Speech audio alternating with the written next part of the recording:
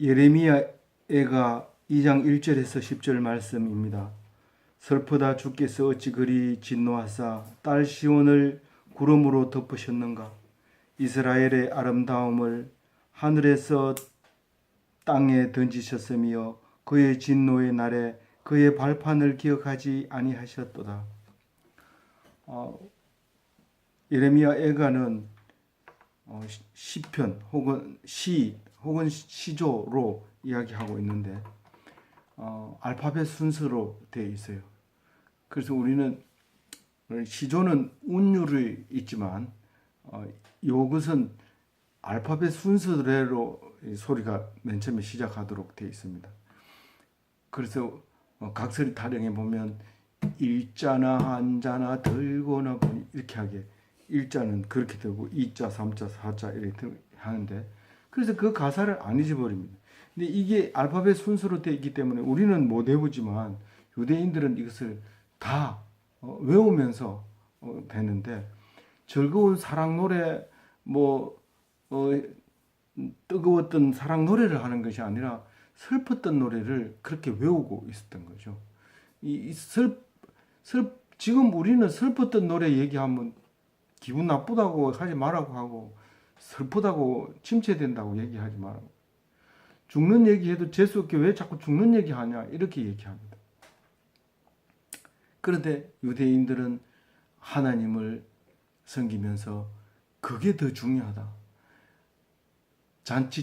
결혼 잔치집보다는 장례집이 더 낫다.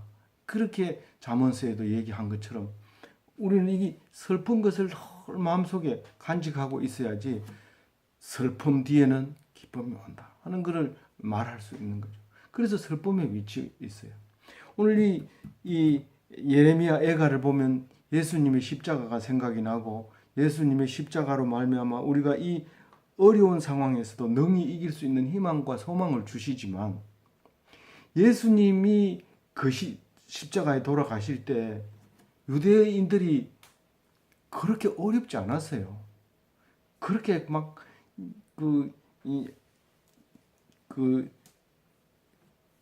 식민지라고 해서 못 살게 괴롭히진 않았단 말이에요. 그럼에도 불구하고 예수님은 그 어려움을 최고의 어려움을 선택해서 당하신 예수님은 왜 그렇게 하실 수밖에 없느냐? 이 슬픔에 대해서 이길 수 있도록 하려고 하는 것이죠. 오늘 읽은 5편 중에 애가가 몇 편이라고요? 5편 중에 두 번째 시입니다. 두 번째 시의 앞 절반이 이제 오늘 읽었습니다. 오늘 읽은 말씀 속에는 크게 세 가지로 나눌 수 있어요. 첫 번째는 하나님이 진노의 날에 어떤 어려움을 가지고 있느냐 하는 거죠. 하나님이 진노의 날은 하나님이 어떤 일을 했느냐 이 슬픈 날에 그게 이제 5절까지 되어 있고요. 그 다음에 6절부터 8절까지는 화가 나가지고 하나님 화가 나가지고 그냥 자기가 그렇게 아끼던 걸 다 버리는 거예요. 막 내동댕이 치는 게 6절부터 8절까지가 있고요. 그렇게 황폐되어 있는 예루살렘에 대해서 묘사를 다시 하고 있는 것입니다. 9절 10절은 그런 겁니다. 그래서 1절부터 보면 1절에는 이런 얘기를 하죠. 하나님이 진노하신 날인데 슬픈 날이고 딸을 구름으로 덮어 캄캄하게 한 날. 아들은 구해주지 못해도 딸을 못 구해주면 아버지는 굉장히 힘들어하고 고통스러워하는 거예요. 그래서 아들은 조금 해주면 생색을 내지만 아들한테는 그러나 딸한테는 생색을 안 냅니다. 사실은 따져놓고 보면 그 딸을 길러서 남에게 주는 건데 근데 그거를 그렇게 아까워하고 그렇게 하는 거예요. 그런 게 딸입니다. 그리고 그 딸은 또 가서 자녀를 놓고 또 잘 또다, 어, 어, 그, 또 다, 어, 알아, 저기, 자녀를 귀엽게 하고 그렇게 하는 거죠.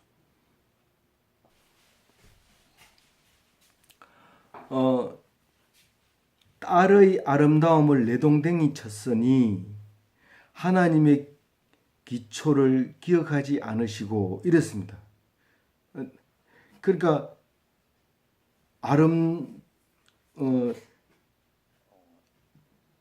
딸 시온을 내던져 버린 거예요. 시온은 이스라엘이고 이스라엘은 시온이고 이스라엘은 유다고 그렇게 또 유다는 또 야곱이고 이렇게 시를 자꾸 하면서 이 용어를 썼다 저 용어를 썼다가 계속 반복해서 한 가지로 하게 되면 좋으니까 좋을지 않도록 하려고 막 이렇게 여러 가지로 합니다. 정신을 바짝 차리고 들어야 되는 거예요. 2절은 야곱이라고 하죠. 2절 같이 읽어볼게요. 주께서 야곱의 모든 거처를 삼키시고 긍휼히 여기지 아니하셨으며 노하사 딸 유다의 견고한 체들을 허물어 땅에 엎으시고 나라와 그 지도자들을 욕되게 하셨도다. 어차피 우리는 이 곡과 운율을 기억하지 못하고 그것으로 은혜를 받지 못합니다. 그래서 그 뜻을 그냥 우리가 이제 듣기 좋게끔 이제 만들어주는 거예요. 2절은 뭐라고 얘기할 수 있냐면 야곱의 거처를 삼키시고 야곱은 이스라엘 백성, 다시 말해서 하나님의 백성입니다. 언제부터 그랬어요? 출애굽부터.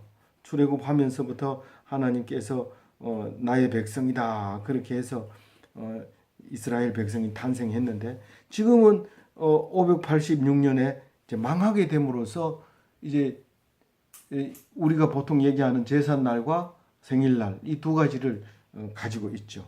근데 그러나 이 출애굽에 대한 것은 길이 기억하지만 죽는 날은 기억하지 않습니다.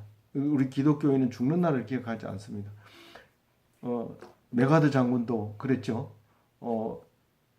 다만 사라질 뿐이다. 이렇게 얘기해요. 그래서 우리는 예수님으로 말미암아 죽지 않아요. 그래서 멸망한 날은 우리가 교훈으로 기억을 하고 있지만 기념으로 기쁨으로 그렇게 즐기지는 않는다 이런 말입니다. 2절에 긍휼을 거두셨고 그 하나님의 진노의 날에는 긍휼을 아예 사용하지 않고 딱 걷어 넣어버린 거예요. 그리고 어떻게 해요? 노하시고 딸의 자랑거리를 허물어 버리시고 딸의 자랑거리는 사실은 성전이죠. 그 다른 거는 다 이렇게 자랑을 못해도 성전은 자랑할 수 있는 게 이방인들은 거기를 못 들어가거든요. 그러니까 어디 가도 나 예루살렘 사람입니다.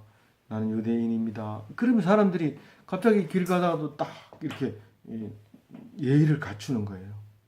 그것처럼 우리가 어디에 소속이 되어 있는가에 따라서 그 사람을 다르게 봅니다. 물론 그게 이제 하나님이 망하게 하는 요인이 될 수 있어요. 마치 큰 교회 다니면 자기가 신앙이 좋은 것처럼 큰 교회 다닙니다 라고 이렇게 말하는 것처럼 그것 때문에 사실은 이렇게 망하게 되는 거죠. 그런데 이제 그런 딸의 자랑거리를 완전히 허물어 버리는 거예요. 성전을 헐어버려요. 그러면 어떻게 돼요? 나라와 지도자들을 욕되게 하시고 내가 예루살렘 지도자입니다. 내 예루살렘 제사장입니다. 내 예루살렘 장로입니다. 예루살렘 뭐예요? 왕입니다. 그러면 다들이 존경하고 있는 거예요. 근데 그 지도자가 나라가 없는 지도자가 무슨 의미가 있어요? 그렇게 욕되게 해버리니까. 그게 하나님의 진노의 날입니다. 이 날을 기억해야 됩니다. 왜냐하면 예수님이 다시 오마하고 한 날이 그 날일지도 모르기 때문에 그렇습니다. 3절 같이 읽어봅니다. 맹렬한 진노로 이스라엘의 모든 뿔을 자르셨으며 원수 앞에서 그의 오른손을 뒤로 거두들이시고 맹렬한 불이 사방으로 불사람같이 야곱을 불사르도다. 그 사랑하는 아들인데 딸인데 근데 거기 아버지가 와가지고 화가 나가지고 뿔을 잘라버렸어요. 뿔을 잘랐다는 것은 황소에게 뿔을 잘라버리면 힘을 완전히 빼버렸다는 거예요. 그 무기를 꺾어버렸다는 거예요. 그리고 원수들 앞에서 이렇게 뒷짐지고 원수들이 지금 어떻게 한다고요?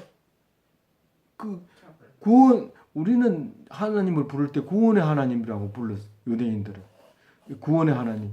우리도 마찬가지지만 멸망의 하나님이 아니란 말이에요. 구원의 하나님인데 구원해줄 그 하나님이 그 역사하시는 오른손을 뒷짐을 떡 쥐고 원수들이 어떻게 하는 걸 보고 있어요. 맹렬한 불로 사방에서 막 불화살을 쏘아대며 불이 더 타는 그 상황을 그냥 지켜보고 있는 거예요. 하나님.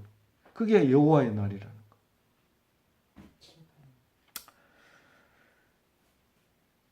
우리는 이거를 그냥 번역해서 이렇게 읽지만 그 사람들은 이걸 읽으면서 눈물을 흘리고 가슴 점입니다. 우리는 나오나 노래만 가슴 점이지만 이 사람들은 이 노래를 가슴 점이고 있는 거예요. 4절 읽어봅니다. 원수같이 그의 활을 당기고 대적처럼 그의 오른손을 들고 서서 눈에 드는 아름다운 모든 사람을 죽이셨으며 시온의 장막에 그의 노를 불처럼 쏟으셨도다. 4절에 오른손이 있고 3절에 오른손이 있어요 없어요?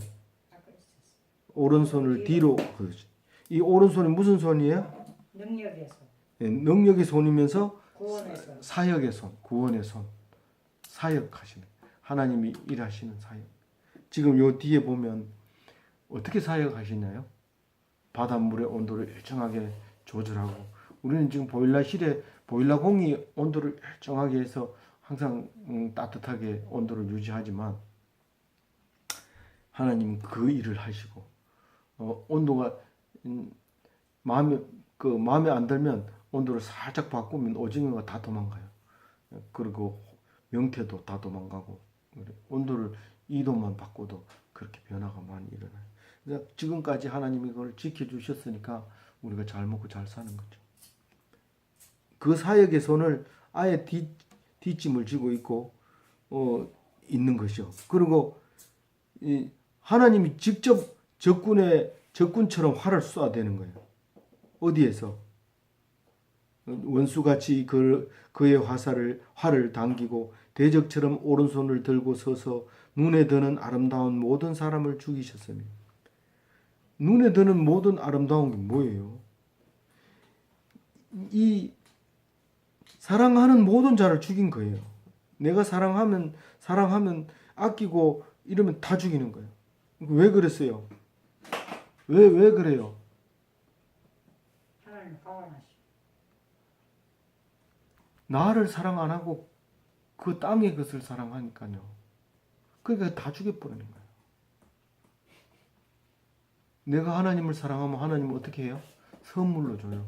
세상에 그렇게 아름다운 사랑하는 것들을 많이 줘요. 근데 하나님을 사랑하지 않은, 하나님을 바라보지 않고 하나님을 사랑하지 않고 땅의 것만 사랑하면 다 죽여버려요. 줬던 거 뺏어. 분노를 딸 예루살렘에 쏟으신다고 그래요. 맞아요. 딸 시온의 장막에 그 노를 불처럼 쏟으신다. 불처럼 쏟는 게 뭐예요? 지금은 불처럼 쏟는 게 뭔지 모르는데 전에는 화로가 참 많이 사용돼요. 저녁이 되면 아예 제가 할 일은 화로에다가 불을 담는 거예요. 이 숯을 넣고 재를 덮어서 꾹꾹 눌러 놓으면 그 재의 숨통이 막혀가지고 불이 꺼집니다. 꺼지지만 완전히 꺼지지 않고 그 온도를 유지하면서 그 불씨가 살아서 밤새도록 따뜻해집니다. 근데 겨울에 그것을 추울 때는 추우면 조금 후후 불어가지고 이렇게 밝게 해가지고 또 겨울을 그렇게 납니다. 그리고 어른들이 노인들이 있는 데는 꼭 화로가 있습니다. 또 담배도 피워야 되고 또 이제 그 길쌈할 때 뭐 필요한 거 태우기도 하고 또 뭐 그렇게 또 등장불 켤 때는 어떤 데는 거기서 성냥불을 켜기도 하고 이제 이런 여러 가지 용도로 화로가 늘 있었는데 이 화로를 쏟으면요 얼마나 위험한지 그 옆에 있는 사람들이 다 도망가야 돼요. 그 불을 쏟을 때 이 마치 예루살렘에다가 불을 쏟는 것처럼 막 온통 지금 막 난리 정도가 아니죠. 다급해지는 그런 상황을 지금 묘사하고 있는 겁니다. 재미없게 읽지 말고요. 뭐처럼 읽어야 돼요? 이 사람들이 지금 각설이 타령하는 것처럼 그렇게 그것을 사연을 담아서 이렇게 외우는 것처럼 그렇게 생각하고 그냥 내용을 그냥 읽으시면 돼요. 그러니까 같은 말이 중복되기도 하고 다른 용어를 사용하기도 하고 또 그 운율을 맞추기 위해서 그렇게 하는 거예요. 5절 같이 읽어봅니다. 주께서 원수같이 되어 이스라엘을 삼키셨으며 그 모든 궁궐을 삼키셨고 견고한 성들을 무너뜨리사 딸 유다의 근심과 애통을 더하셨도다. 이걸 다르게 얘기하면 하나님은 예루살렘의 원수처럼 되었고 이스라엘을 잡아먹고 궁궐이 사라지고 견고한 성이 무너지고 딸 유다는 근심과 애통함이 가득합니다. 누구에게 이렇게 당하고 있어요? 예루살렘은 지금 바벨론에 의해서 망하고 있어요. 그 성전을 그 솔로몬이 그 지을 때 돈을 얼마나 들였는지 우리는 열왕기 이 하를 읽어보면 알 수 있어. 사무엘 하를 읽어보고 역대 하를 읽어보면 엄청 돈을 들여가지고 지었는 것을 알 수 있습니다. 그리고 거기다가 남은 금을 다 집어넣어놨는데 그것을 전부 바벨론 사람들이 뺏어갑니다. 그 전에 왕이 그걸 다 보여줘가지고 그만 그것을 벼르고 준비해가지고 이따가 와가지고 싹 뺏어갑니다. 거기 금초대 7등대 있는 것 금향단 그 법궤까지 싹 둘러매고 가는 것을 봅니다. 그 법궤가 전부 금으로 만들어 입혀놨거든. 조각목에다가 금을 입혀놨거든. 잘해놓으면 자기가 잠시 보고 그 다음에는 다른 사람이 다 좋아해요. 무기를 가지는 것도 잠시 내가 내 몸을 보호하지 그 무기를 가지고 있으면 하나님이 지켜주는 게 제일이지 그거 지켜가지고 있다는 그 물건 때문에 그것 때문에 죽어요. 그 칼을 숨기고 있다가 칼이 다른 사람에게 발각되면 그 칼에 죽을 수 있어요. 총도 마찬가지고요. 그래서 무기도 없고 칼도 없고 완전히 맨손으로 다녀서 하나님이 지켜줘야 하나님의 사람이고 그렇게 안 죽고 살아남을 수 있는 거지 내가 살려고 하면 결코 못 살아나요. 이제 6절은 8절까지 하나님이 하나님의 소유를 버립니다. 어떻게 버리냐면 읽어볼게요. 6절 읽어봅니다. 주께서 그의 조막을 동산처럼 헐어버리시며 그의 절기를 폐하셨도다. 여호와께서 시온에서 절기와 안식일을 잊어버리게 하시며 그의 진노하사 왕과 제사장들을 멸시하셨도다. 주께서 그의 초막을 동산처럼 헐어버리시고 이 초막은 장막을 얘기하는 집을 그 예루살렘 솔로몬 성전 지을 때 그런 얘기했어요. 하나님이 내가 하늘을 하늘을 의자 삼고 땅을 발판 삼아 가지고 있는 내가 뭐 거할 곳이 있느냐? 그 성전에 내가 있겠느냐? 그 솔로몬도 하나님이 거기 안 계신다고 얘기를 해요. 그러면서 뭐라고 하냐면 하나님이 높은 곳에 계셔서 이 예루살렘 성전을 보고 기도하거든 그 소리를 들으시고 응답하소서 복을 주소서. 그리고 낙성식 때 그런 기도를 해요. 그러면서 다윗이 이 성전을 지을 때만 하더라도 내가 거할 곳이 없어서 내가 여태까지 있었는 줄 아느냐? 니는 짓지 말아라. 그렇게 얘기를 합니다. 그래서 하나님이 그럼에도 불구하고 이 유대인들은 지금 망하고 있는 이 유대인들은 거기 하나님이 계시고 그 하나님은 하나님이 계시기 때문에 절대로 그 성은 무너지지 않는다고 철통같이 믿었던 그때 이런 일이 일어나는 거죠. 그래서 바라보는 사람 예레미야는 그런 입장이에요. 주께서 그 초막 그 성전, 그 장막, 텐트를 동산처럼 헐어버리고 이게 개혁 개정에만 이렇게 표시를 했어요. 그래서 자세히 보면 이 동산은 뭐냐면은 집은 없고 울타리만 있는 게 동산이에요. 우리 동산 이러면 울타리만 있는 게 동산이고 초막은 울타리는 둘째치고 그 장막 그 안에 들어가 쉴 수 있는 것이 장막 초막이에요. 그래서 이거를 어차피 우리는 몰라요. 이렇게 번역하나 저렇게 번역하냐 그 현장은 잘 모릅니다. 그런데 진짜로 우리의 원래 뜻을 얘기하면 하나님께서 솔로몬이 지은 성전을 지금 파괴해버리고 민둥산으로 만들어버렸다. 이런 의미를 생각하면 돼요. 그리고 그의 절기를 폐하셨도다. 유월절, 나팔절, 초막절, 장막절, 이 초막절이 장막절인데 이런 3대 절기를 지키려면 예루살렘 성전에 와서 지켜야 됩니다. 소를 잡고 속죄일에는 속죄하고 제물을 드리고 이렇게 해야 되는데 성전이 없어졌으니까 이제는 제물을 드릴 데가 없는 거예요. 그러니까 뭐가 없어졌어요? 절기가 없어진 거예요. 그리고 여호와께서 시온에서 절기와 안식일을 잊어버리게 하시며 안식일 날 되면 성전에 가야 된다고 뭐 어떤 일이 있어도 안식일을 위해서 아파도 그 전에 치료를 하든지 아니면 안식일에는 어떻게든지 일어나야 돼요. 성전에 가야 되기 때문에. 특히 제사장은. 안 그러면 그것을 책무를 다 못하면 많은 사람들이 이제 어려움에서 죄에서 해결되지 못한다. 그렇게 생각하고 있는 아주 중요한 그 안식일, 절기 이런 것을 뭐 성전이 없으니까 안 지키는 거고 막 안식일이 돼도 오늘 안식일이 맞나 몰라 따져봐야 돼 손으로. 전에는 안식일만 되면 사람들이 쫙 가기 때문에 날짜를 몰라도 오늘 안식일이구나 이거 알 수 있는 거예요. 근데 그걸 잊어버리게 만들어 버린 거예요. 그가 진노하사 누가 진노하사? 하나님이 진노하사 누구를 멸시한다고요? 왕과 제사장을 멸시하셨다.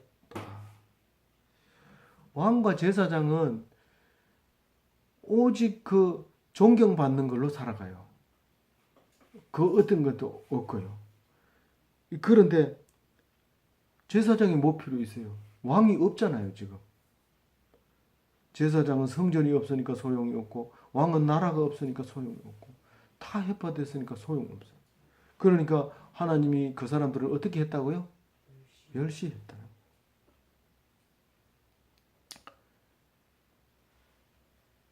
우리는 어떻게 생각해요? 성전이 없는데 우리는 안식일을 어떻게 지키고 있어요? 절기를 어떻게 지키고 있어요? 교회 가서? 근데 그 교회가 없으면 안 돼요? 없어도 돼요. 어떻게? 예수님은 영원한 성전이고 우리의 몸은 성전이라고 했어요. 우리 몸도 성전이라고 했어요.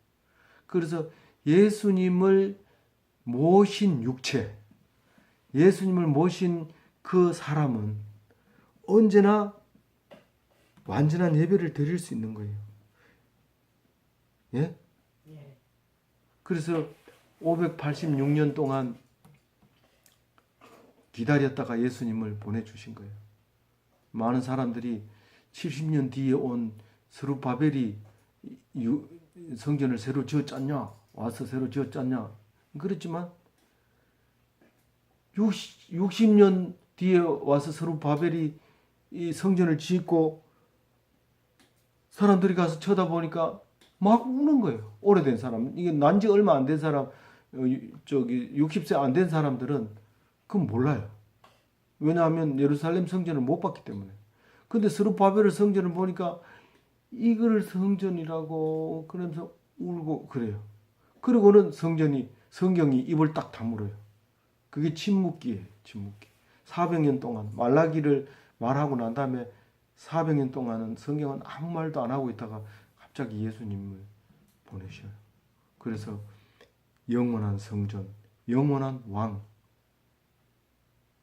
영원한 유대인의 왕, 영원한 다윗의 후손, 영원한 성전, 영원한 제물, 영원한 제사장. 온전한 부활의 첫 열매로 오신 거예요. 그래서 우리가 그걸 믿고 그 유대인들이 쓴 성경책이 우리에게 귀하게 읽혀지고 없어서는 안 될 성경책이 된 거예요. 아직도 그것을 모르고 예수님을 모르는 유대인들은 안타깝지만 신약 성경 사도 바울을 그 서신서와 사도행전을 읽어보면 그렇게 유대인은 첫 번째로 구원받아야 한다, 구원받아야 한다. 그러나 그 기득권 때문에 쫓아내고 거부하고 그럼으로써 결국은 유대인이 받아야 할 복이 우리 이방인에게로 돌아오게 된 것입니다. 유대인에게 고맙죠. 근데 얼핏 생각하면 유대인들이 나쁜 것 같아. 사실 사회생활 하는 데서는 유대인들이 참 싫어요. 왜냐하면 전쟁도 안 나가지요. 뭐 하자 그러면 안 하지요. 안식일이 되면 자기들끼리 모여가지고 오지 마라 하지요. 그러니까 초대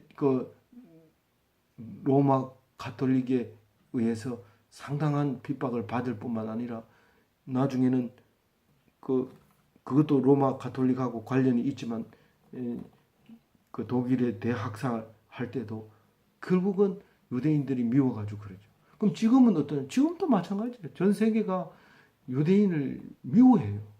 근데 전 세계적으로 가장 똑똑하고 돈 많고 그렇잖아요.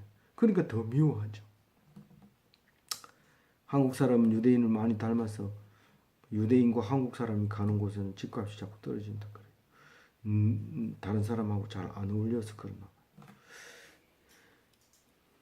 그래서 우리는 희망이 있어요. 이 성경을 읽을 때마다 우리가 유대인처럼 하나님의 백성이 될 수 있겠다 그런 이렇게 생각합니다. 7절 읽어봅니다. 여호와께서 또 자기 제단을 버리시며 자기 성소를 미워하시며 궁전의 성벽들을 원수의 손에 넘기심에 그들이 여호와의 전에서 떠들기를 절기의 날과 같이 하였도다.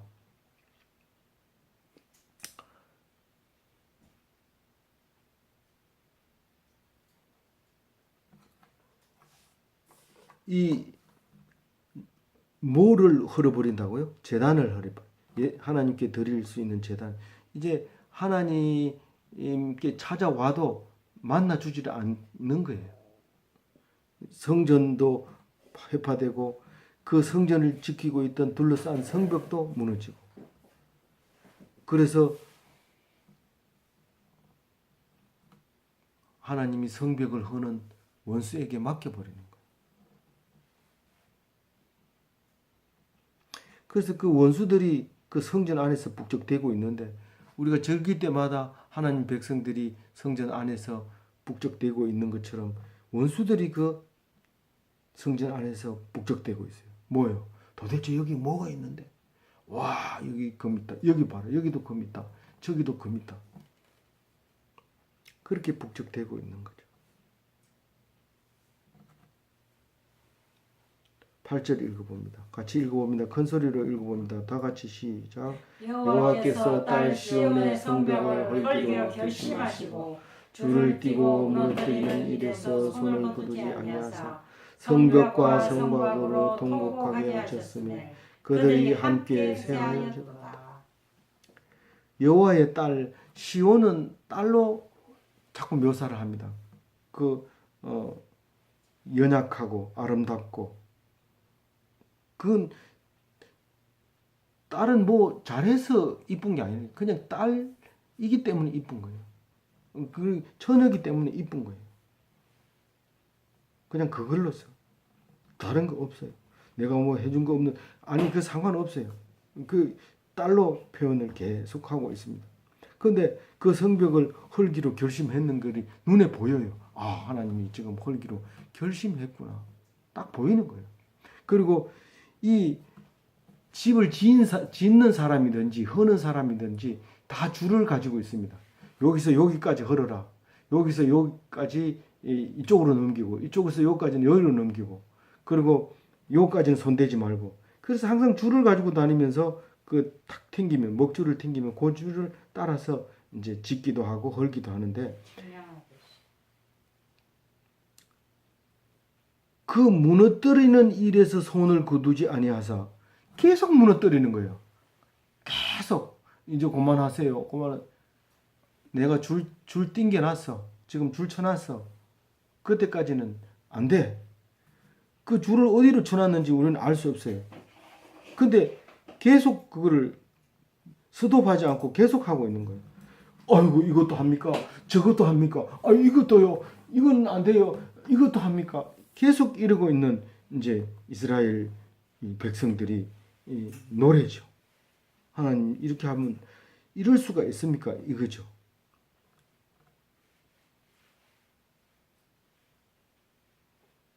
성벽과 성곽으로 통곡하게 하셨으며 이 성전 안에 있는 촛대 가져가는 거요. 이거 사람들 백성들이 잘 모릅니다. 저기 어디 저런 게 있었지? 저기 성전 안에 있었던 건가 봐. 이렇게 얘기해요. 그런데 성곽과 성벽은 날마다 보고 있는 거예요. 그 성곽과 성벽을 보면 어디 멀리 갔다 오다가 성곽이 높은 성곽이 눈에 보이면 이제 다 왔다. 이렇게 하면서 좋아했던 그 성곽. 그리고 저녁 때가 해가 뉘우칠 때 성문을 닫기 전에 들어가면 자 빨리 가자 이제 다 왔다. 그러면서 성벽을 바라보고 빨리 걸음을 재촉하던 그것이 무너져 버린 거예요. 그것이 우리가 고향집에 찾았더니 밭이 되고 없어요. 그럼 거기 앉아서 담배 피우는 사람은 담배 피울 거고 술 마시는 사람은 소주 한 병 깔 거고 실을 쓰는 사람은 실을 쓸 거고 내 어릴 때 여기에서 고기 잡던 개울이고 저기서 동생과 싸우던 언덕이고 이 친구와 저 친구가 여기서 자치기 하고 놀던 때인데 그게 새로워요. 발이 쉽게 떨어지지 않아요. 그게. 근데 그 눈에 보는 데서 그런 일이 일어나요. 그러니까 통곡해요, 안 해요? 통곡하는 거.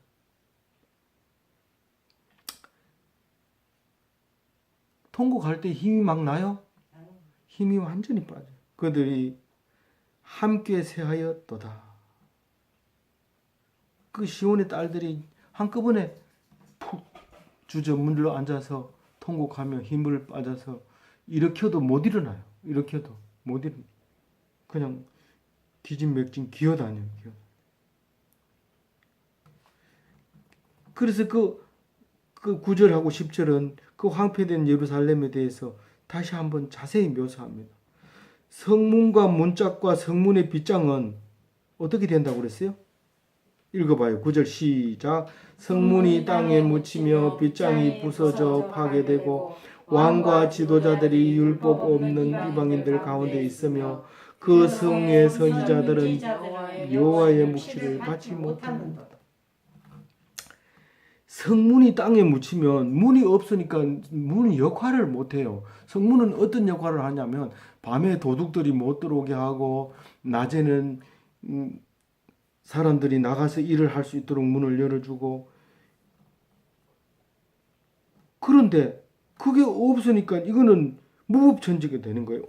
그냥 뭐 아무나 이방인들도 들락날락하고 잠그려고 하니까 빗장이 떨어져 버리고 없으니까 그걸 주우다가 성문을 달지도 못해. 빗장이 이렇게 지금 말하는 자물통이잖아요. 이 빗장 이렇게 빗장을 찔르면은 문을 못 열어요. 그 빗장이 부서져서 파괴되고 없어요. 문을 달아도 의미가 없어요. 그런 문짝만 땅에 묻혀버린 거예요. 그러니까 왕과 지도자들이 율법 없는 이방 가운데 있으면 그게 뭔 말이에요? 아니 잡혀간 게 아니라 보통 사람들하고 시장에 가가지고 앉아있는 사람하고 똑같아요. 모습이 6절이랑 비슷한데요. 6절하고 비슷하죠. 비슷한데 모양이 완전히 다른 게 또 다른 말로 다른 표현으로 하는 거예요. 거기는 거기도 왕과 지도자로 돼 있잖아요. 6절도 왕과 지도자 6절은 왕과 제사장이라 해놓고 또 그 나라와 그 지도자는 2절에 나와 있죠. 그렇게 그 이제 약간씩 바꾸면서 그 의미를 또 다시 한번 생각하게 하는 거죠.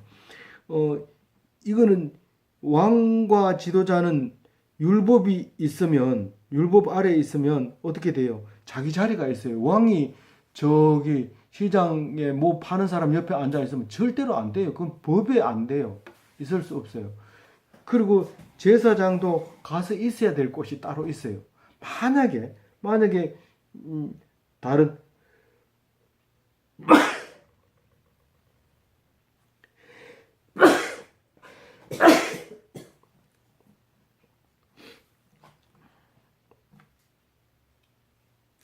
데 앉고 싶으면 옷을 갈아입고 남이 모르는 곳에 가서 앉아 있을 수는 있지만 절대로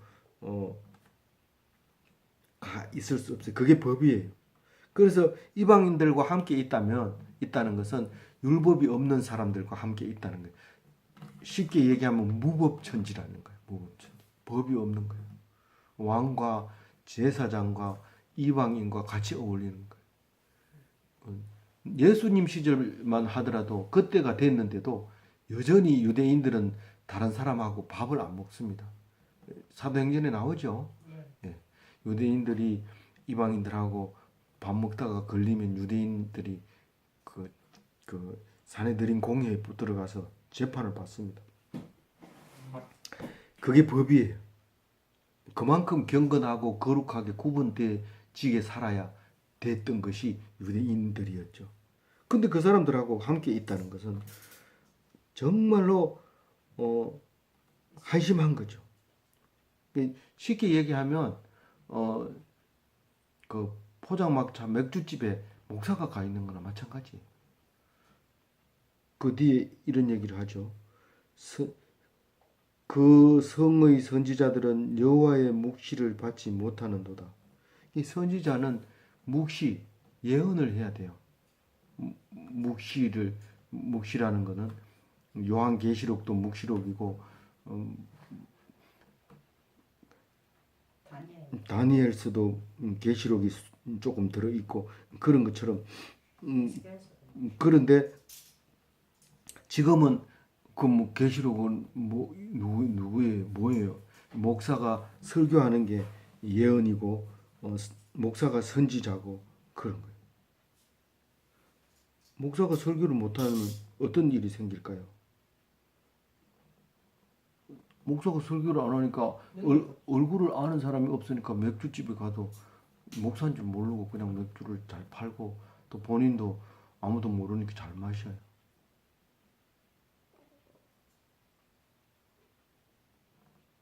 이방인들하고 함께 있는 거예요. 지금 제가 설교를 할 수 있으니까 다행이지 못하게 하는 법이 못하게 할 수 있을 때가 있단 말이에요. 기가 막힌 일이 생기는 거예요. 공중권세 잡은 자들로 인하여 설교를 할 수 없는 상태가 된 거예요. 지금 그죠?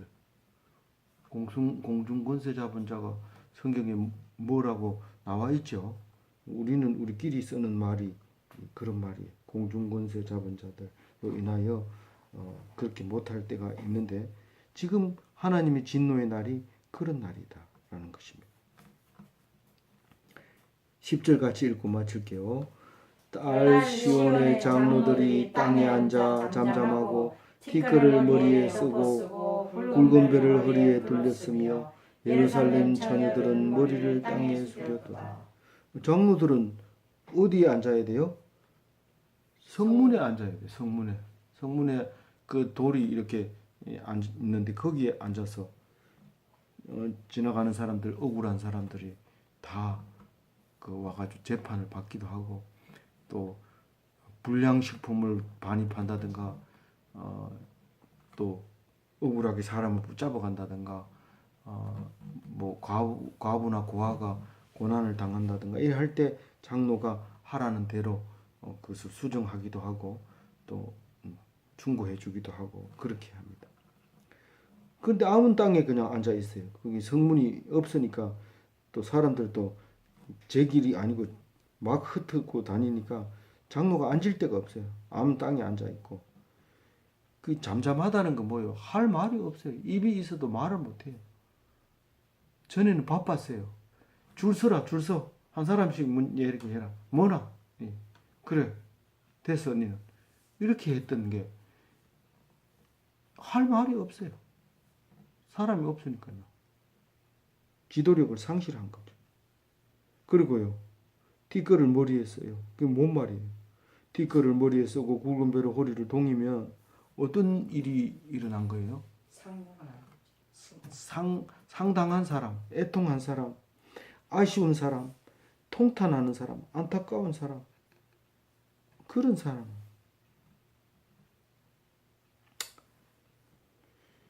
그게 언제 그런 일이 있다고요? 하나님의 진노의 날에. 처녀들은요? 처녀들은 뭐 어떻게 한다고? 예?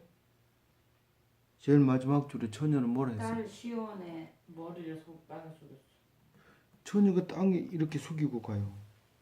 처녀는 어떻게 해야 돼요? 항상 미소를 잃지 않고 적군 앞에서도 웃고 아군 앞에서도 웃고 그 밝은 미소가 돈이에요. 이게 왕보다가 더 귀한 얼굴이에요. 왕은 그 죽임을 당할 수 있지만 웃는 아가씨는 죽임을 당하지 않습니다. 그만큼 고귀하게 최고로 아름답게 여기는 거죠. 그런데 그 아가씨 같지 않고 머리를 이렇게 풀어가지고 얼굴을 안 보이게 해서 수그리고 혹은 모자를 푹 내려 쓰고 수그리고 그러고 지나가 버리는 거예요. 사람 만나면. 그 이게 이 성이 망하면 그렇게 된다. 하나님이 지금 오늘 말씀 속에서 화가 나가지고 막 야단칠 뿐만 아니라 그렇게 귀하게 여기던 것도 막 내동댕기칩니다. 그렇지만 하나님은 능력의 하나님이시죠.